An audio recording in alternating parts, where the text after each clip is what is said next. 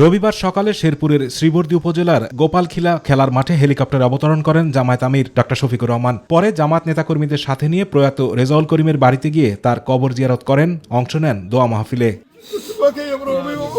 কবর জিয়ারত শেষে প্রয়াত রেজাউল করিমের বাবা, স্ত্রী, সন্তানসহ শোকাহত পরিবারের সাথে কথা বলেন জামায়াত আমির।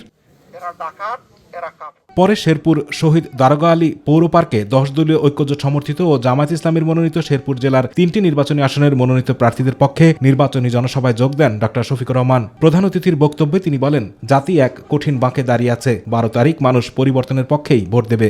আমরা ওয়াদাবদ্ধ, আল্লাহ আমাদেরকে এই কাজের জন্য নির্বাচিত করলে জনগণের ভোটে এবং ভালোবাসায় ইনশাআল্লাহ আমরা আমাদের যুবক যুবতীর হাতকে কারিগরের হাতে পরিণত করব। তারপরে কাজ হাতে তুলে দিয়ে বলবো, দেশকে আবার তোমাদের, তোমরাই Bangladesh. Colour expert, George sap এবং মাইল্ড অন হ্যান্ডস টেকনোলজি সমৃদ্ধ অরিক্স ক্রিস্টাল ওয়াশ আপনার লন্ড্রি এক্সপার্ট।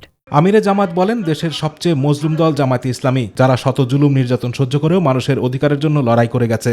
বাংলাদেশের আসমানের ছাদের নিচে এই জমিনের বিছানার উপরে সবচেয়ে বড় মজলুম সংগঠনের নাম বাংলাদেশ জামাত ইসলামী।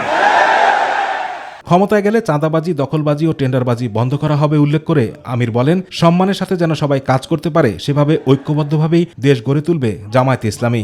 মিথ্যা, দুর্নীতি, চাঁদাবাজি, সন্ত্রাস সমাজ থেকে বিদায় নেওয়ার জন্য রাস্তায় এখন লাইন ধরে দাঁড়িয়ে আছে।